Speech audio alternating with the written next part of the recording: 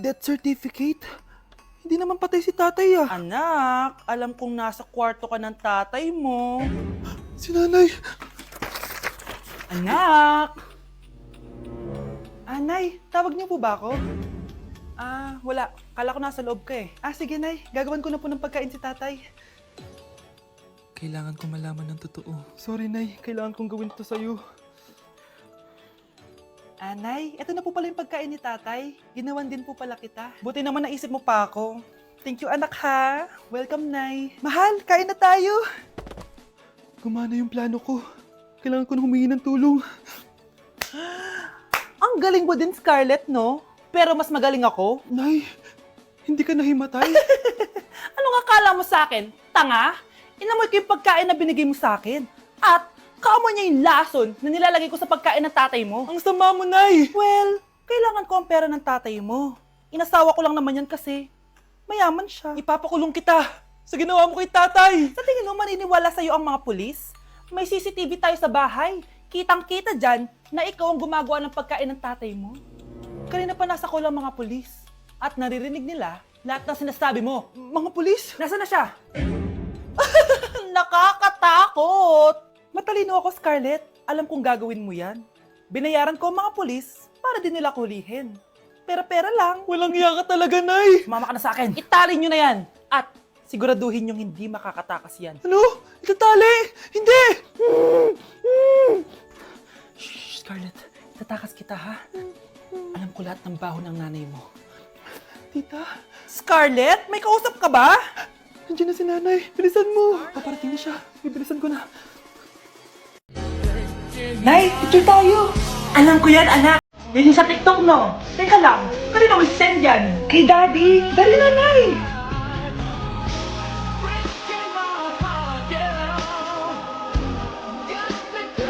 One, two, three.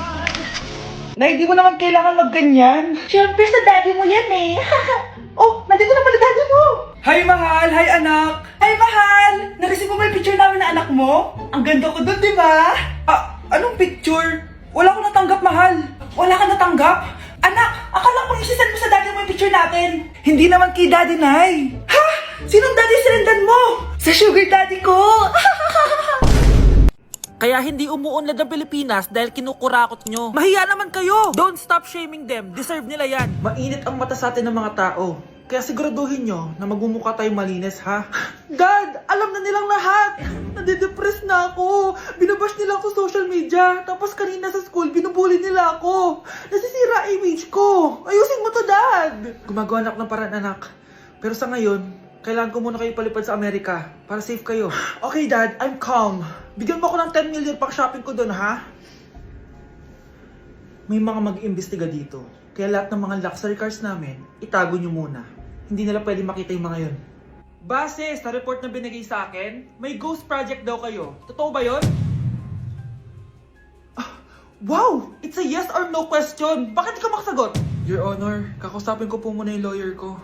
Ang kakapal nyo. Halata naman sa mga kilos nyo na guilty kayo. Kamusta na kaya sila, Mom and Dad? Sana okay lang sila. Nawala sa garahe ang 10 sa 12 luxury cars. Pati mga sasakyan tumakas na. Hindi kami papayag na hindi kayo mananagot. Hindi kami mananahimik sa issue na to. Anak, gising na! Hala, iniluluto ko! Ay, Diyos ko! Anak, kumain ka na dito! Nakakamiss si ate, no, Nay? Dati, kasama lang natin siya kumakain dito. Miss ko na din ate mo, anak. Wait lang, tawagan ko. Hi, Nay! Ay, hello, anak! Kamusta ka na dyan sa Manila? Eto, Nay. Malapit na akong gumraduate. Sa wakas naman, anak. Kapag nag-graduate ka, makakauwi ka na dito sa probinsya. Nay, may sasabihin pala ako sa'yo. Hello, anak! Nay! Hello, anak! Nay, choppy ka, Nay! Ang bagal naman ng internet ni nanay. Ay, hi anak! Eto, nagpakabit ako nung sinasabi mong Bida Fiber. Naging okay na internet namin. Hay naku, Nay. Buti naman nag-switch ka na sa Bida Fiber internet. Para naman hindi pa putol-putol yung usap natin. Kasi, Nay, for only 888 pesos a month, makakakonect ng 8 gadgets and up to 75 Mbps ang speeds. Setup fees applies pero affordable pa rin. Ang sulit pala niyan, anak. Makakanood ako ng madaming K-drama neto. Nga pala, anak. Ano yung dapat mo sasabihin kahapon? Nay, uuwi ako bukas dyan! Talaga, anak? Yay! Uuwi si ate! See you, anak! See you, Nay! Labanan mo! Labanan mo! Ayan na naman siya. Puro na naman cellphone. Magugas ka nga ng plato doon? Sige na, ako bahala dyan. Talaga lang Sinasabi ko sa'yo. A few moments later. Anak, akala ko ba magugas ka ng plato doon? Ganda nito Apakatamad talaga ng batang to. Scarlett! Ang bango naman nito. Ikaw na magugas ng mga plato doon. Mamaya na yun, Nay. Aba, hindi na kayo nakikinig sa akin, Lagot kayo sa tatay nyo. Mahal, pagsabihan mo nga yung mga anak mo, ang tatamad, mana sa'yo. Ayan, nalagyan ko na lahat. Ano ba kasi nilalagay niyo sa mukha nyo? Kayo ba si Shrek? Lu, anong Shrek? Try mo kasi mahal. Ito yung uso ngayon na mugwort clay stick from Skintific. Meron kasi itong niacinamide, salicylic acid at centella para mawala ang oiliness at redness ng face ko. Kaya magiging fresh ka talaga dyan, mahal. Ang dali lang pala nito ilagay, tapos ang sarap niya pa sa mukha. Twice a week lang namin yung ginagamit, Nay. Tapos winawash namin yan using warm water. Kaya tignan mo naman, fresh na fresh ang skin namin. Ba't kasi ngayon niya lang ito pinatry sa akin? Ang ganda pala nito. Sige na, Nay. Marami pa kaming gagawin akala niyo nakalimutan ko na? Magugas kayo ng plato doon! Sabi ko sa'yo, huwag na tayo pumunta dito Wow! Gising na siya! Ang pala mo dito sa bahay. Nay, wag ngayon please. Alam mo, bilib din ako sa'yo Wala na nga tayong makain, nagpabuntis ka pa. Buti pa yung anak ni Rosa, pag-aaral ay natupag. Nakakawalang gana! Yan, umalis ka! Diyan ka magaling! Kasalanan mo to! Sinira mo yung future ko! Ate, please, tigilan mo yan. Walang kasalanan yung bata. Hindi! Dahil dito, galit sa akin si nanay. Kaya dapat mawala na to! Ate, wag! Ate! Anak, kain ka na. Nay? Sorry anak sa mga sinabi ko. Hayaan mo, babawi ako sa'yo Thank you, Nay. Nay, sumasakit yan ko. Nay! Oo, yung pinag-usapan natin Hihintayin ko lang mga anak tong babaeng to. Pag nabigay ko na yung bata, ibigay mo na agad yung pera sa akin Palak ibenta ni nanay yung anak ko. O anak, okay ka lang? Walang iya ka, Nay! Ang sama mo! Akala ko, totoo nagbago ka na. Pera pa rin pala yung nasa utak mo. Abay, bakit? Wala ka na nga pakinabang dito. At least yung anak mo, mapapakinabangan ko. Wala ka namang papakain dyan Napakasama mo! Lalayas na ako sa impyernong to! Sige, lumayas ka! Sino tinakot mo? Tignan natin kung saan ka pupulutin.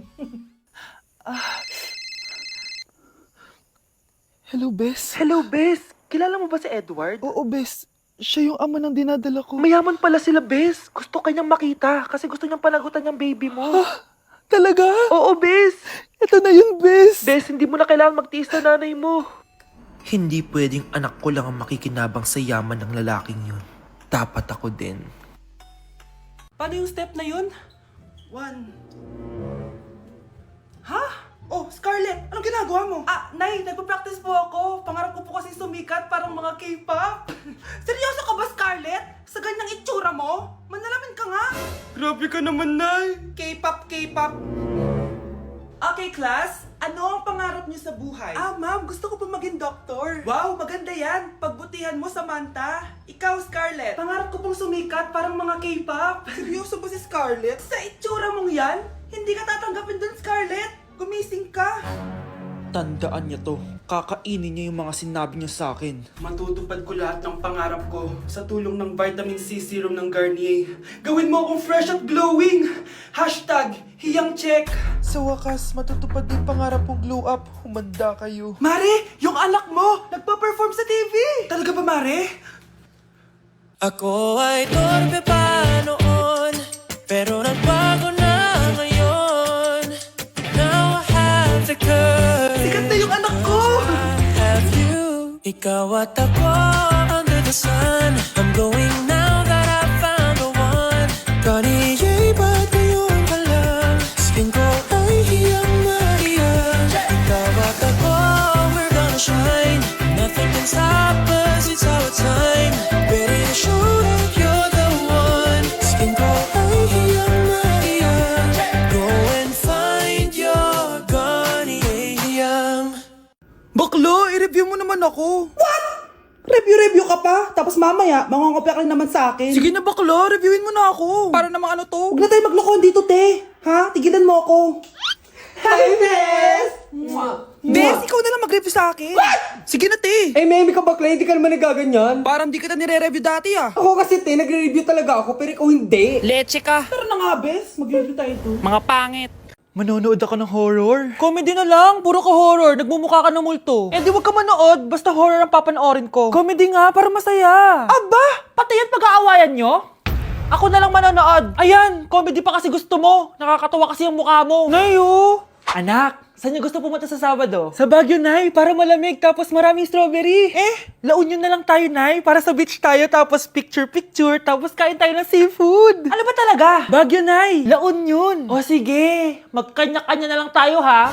Mga anak, bibili ako ng pagkain. Ano gusto nyo? Jollibee Cheesy Yum Burger! Abay, mala! Nagkasundo kayo ah! Gaya-gaya! Bias ko yun eh. Bias ko din yan. Pero narinig ko na may bagong special Cheesy Yum Burger at gusto ko itry. O sige mga anak, wait nyo ako ha. Mga anak, kain na! Sarap pa rin itong original Cheesy Yum Burger for me. Ang beefy lang hap sarap patty with cheese and classic yum sauce ng Jollibee. Bias talaga! Wow! Kakaiba yung atake na itong special cheesy yum burger. Pang bias wrecker. May beefy lang hap sarap patty at cheese na nga. Meron pang crunchy pickle, onions, and ketchup. Oh, akala nyo kayo lang? Meron din ako niyan. Di talaga magpapatalo si nanay, oh. True.